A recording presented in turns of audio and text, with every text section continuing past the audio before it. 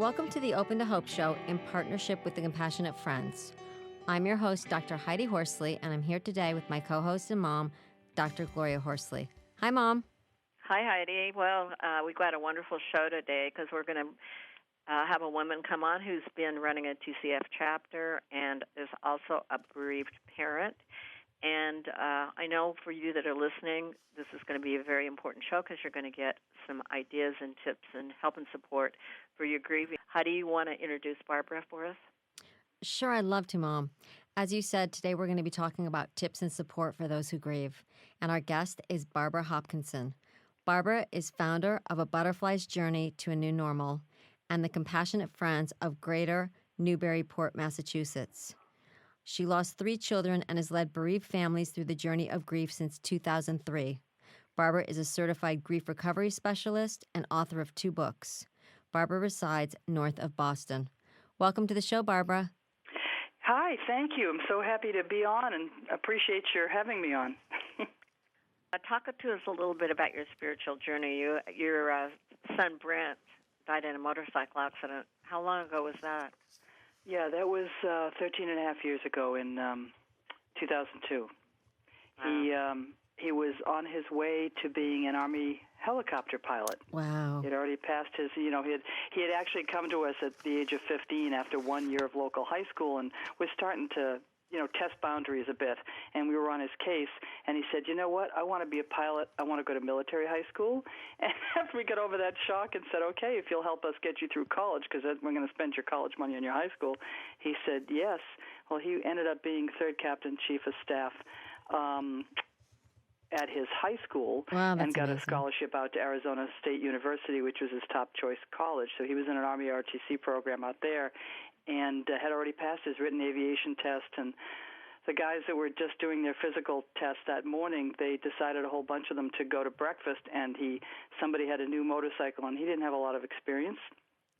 And he talked him into, he could sell iced Eskimos. He talked him into trading vehicles with him just to go to breakfast, half a mile down the road.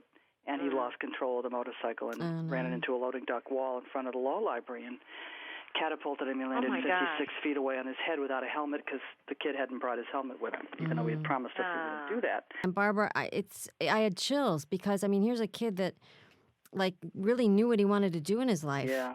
And he was on the track to getting it done and doing it. And you would think that, jumping on a motorcycle for half a mile, you'd think, okay, you know what? That's not very far. I'll be okay. I'm sure that's what he thought. Plus, he had just turned 21. Thank God we had flown out 3 weeks earlier for his 21st birthday and taken him and his fiancée. He was getting engaged, and his brother. And the 5 of us went to Vegas for the weekend for his 21st birthday. And I'm so glad now that we did, because that was the last time I saw him alive. Oh, that's a shame. Now, you also had a miscarriage and a stillbirth. Was that before he was born, before he died, or after? So I was married about 7 years when we decided to have children, and my first pregnancy ended in a miscarriage, and that was really upsetting. But then I had Brent and then his brother Brad 2 years later, and everything was healthy and great. And then Robbie was 5 years. The boys were 4 and 6 when I had Robbie, and thought everything was fine because everything had gone well with them. And we found out very late in the pregnancy that he had all kinds of issues that had happened, I guess, at conception, some kind of a freak genetic thing. Wow. And so he only had, 1 chamber in his heart and a cleft palate and shortened forearms and a liver in the wrong place and 1 kidney, all kinds of things. And so I decided to go ahead, even though they gave me an option to stop it, because I thought, what if they're wrong, you know? And he went mostly full term, and then, you still have to go through childbirth and all that, and we held him. Afterwards, he looked just like his brothers, except smaller, and then buried him, at a service the next day. So it's kind of, the reason I mentioned those 2 is because so many people really don't get the recognition with infant death or pregnancy loss. They don't get the recognition of it being a real death, and of course it is. You have to grieve it just like other deaths. Yeah. Well, is there a difference? Do you see a difference between having an older child and a miscarriage versus a stillbirth?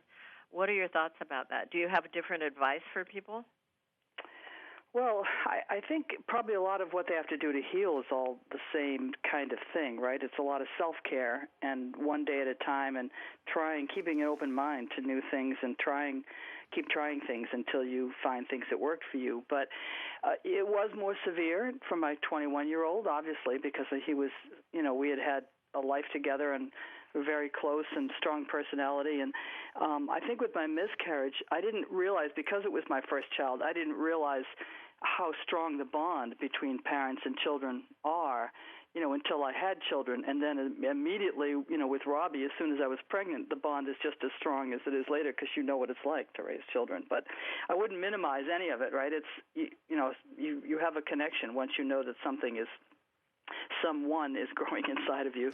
You have a connection to them, and it's a big loss and a big challenge. But certainly, I think when the kids are older, like Brent was, that it was a different level of grieving for me. I like what you're saying, Barbara, because we've done a lot of shows on miscarriage and stillbirth, and like you're saying, it is so minimized. And yes. I've had 2 miscarriages, and when you get pregnant, you're kind of already in your head going, they're going to be born here, and you're already in the future. And so I think that when you lose a pregnancy, you lose the future that you envision for yourself. Yes. That's part of what you're losing. And also, like you said, there's a bond between a mom when she gets pregnant. And I always say, we knew them 9 months longer than other people. And I think that's discounted. I mean, you had a stillbirth, but you knew Robbie for all those months and had a connection with him. Oh, people that are going through a miscarriage, people don't bring them flowers and send them cards, very often. Right. And they don't get a chance to grieve in the same way, which is a shame, because it's just as much a loss. You got divorced after your son was killed, right? Yes. And do you think that my marriage fell apart? Unfortunately, what happens, right, is ideally your marriage gets stronger and you pull together. In my case, we grieved very differently and grew apart. And my husband, I think, we had separated a couple of times. This wasn't the only reason for the marriage breaking up, but it was a catalyst. And I think he realized that he just wasn't happy in it anymore. I was thinking ahead to retirement and grandchildren. But I think he realized that he just wasn't, I'm speaking for him, I don't know this, but that he just wasn't able to stay in a relationship that he wasn't happy with anymore. At the time, what had happened was, we were going through this horrible loss. I mean, my ex-husband was so devastated, he couldn't work. He didn't go back to work. He didn't work for 3 years after our son died. The combination of the loss of my son, and he was the kid crazy one. So I felt a direct loss of grandchildren when my 21-year-old died. Yeah. Because he was already planning on getting married. They were already planning on when they were going to have kids and all that. So I felt the loss of my son, the loss of my 30-year marriage, which I had been thinking about retirement and grandchildren, right? I wasn't thinking that I had to start over. And then my remaining son flunked out of college the year after his brother died. And I was afraid. He did some things that really scared me. I was afraid that he was involved in drugs. He was a little bit, but nothing heavy, thank God. So he flunked out of college. I was afraid for him. And then I was also facing living alone for the first time in my life. Not surprising that he flunked out of college, is it, Heidi? No, I was thinking the same thing. Right. The same thing happened to me.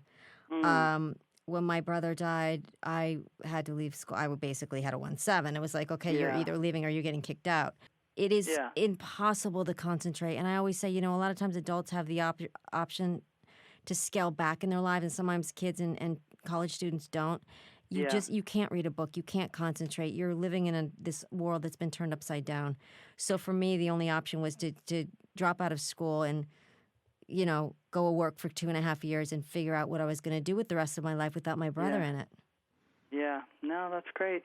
He was in a culinary college, and he is a chef now. Good for him. But, he got out that year, and then he, again, because I was kind of worried about him, and I was, pressuring him a little bit. I made him go see a therapist. Neither his father nor he had gone to a therapist. And I was with a therapist for about 2.5 years. And so I made him go, but he only went a couple of times. And my son also, we had brought his brother's car, because his brother had a car that he had driven cross-country. I had made a deal with him that if he got the scholarship, he could come get my car.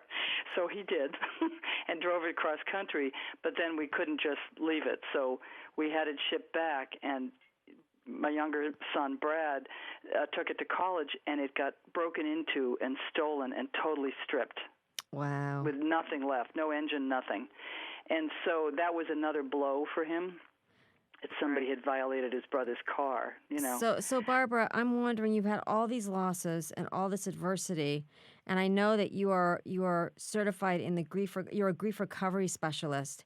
Right. And I'm curious to know about how you went on to find hope after loss, and what is the grief recovery method? I would say, first of all, obviously, you've got to take some time and get some rest and really focus on self-care. Mm-hmm. So there are tools like journaling and deep breathing or meditation, you know, exercise and nutrition. Green vegetables are really good to help relieve stress. So there's all these different things. I think it's also very important to be open to new things like energy healing and things you haven't tried before. And it's kind of, you're trying different things to see what you relate to, what you work with. Coming back to the grief recovery method, and I did all that. I went on a journey and tried, you know, I was open. I was to things that I never had been because I was coming out of, I was in IBM when my son died and very tied up in the corporate world and the corporate mindset. So I started to open up to these things and found one by one things that helped and kept doing those.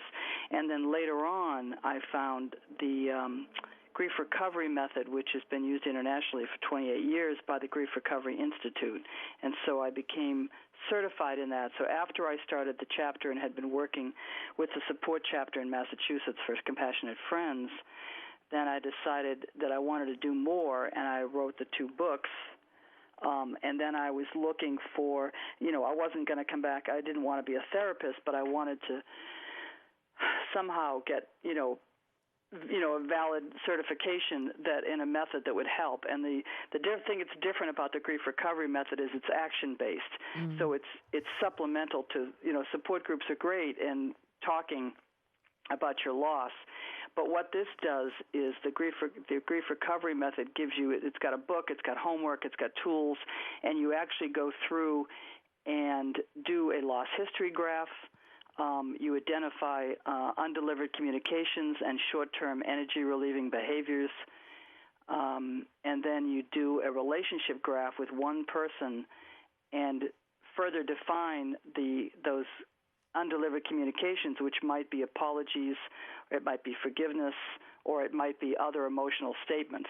And you eventually, over a course of like 7 or 8 sessions, formulate a letter where you can deliver those undelivered communications. Compassionate Friends, I think there's almost 700 chapters in the U.S., so there's a chapter located on compassionatefriends.org, and it's a support group that typically meets once a month where you can go and be with other families or other, you know, parents or whatever, grandparents, siblings that have lost someone, a child in their family, or anyone before their time, any age, any cause.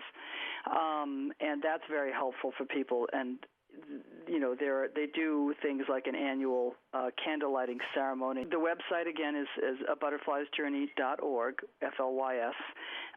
The books are called A Butterfly's Journey, Healing Grief After the Loss of a Child, is the first book, and the second book is a collaborative called Faith, Finding Answers in the Heart, with it was 14 of us, 14 women, for inspirational stories. It's been great having you on, and we're looking forward to meeting you in person. And good luck with all the things you're doing. It's wonderful. Thank you.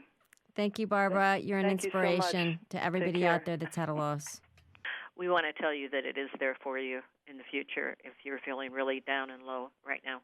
Heidi always, and I want to remind you that please visit us at opentohope.com. And remember, if you've lost hope, please lean on ours till you find your own. And God bless.